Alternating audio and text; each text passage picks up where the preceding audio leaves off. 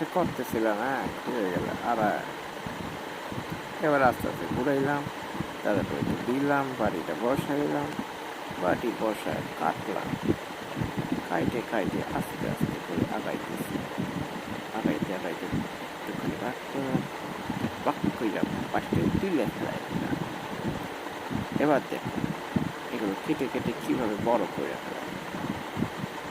কাটলাম, আবার কাটলাম, এবার একটু পেস্ট দিলাম, পেঁয়াজে সুন্দর করে করে ফেললাম, আবার একটু একটু করে কাটলাম, কাইটটা আবার পরের স্টেপ দিয়ে দিলাম,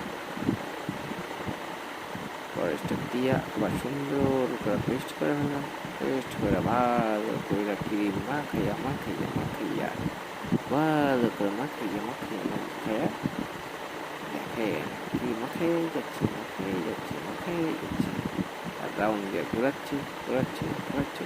দেখ এবার একটু একটু শেপে আসলো, আসলো একটু থামলাম, একটু ব্রেক নিতে হয়, সুন্দর করে পরিষ্কার দিয়ে ক্রিমটা লাগাইয়া ফেলাচ্ছি, লাগাইয়া লাগাইয়া লাগাইয়া একটু ভালো করে নিলাম।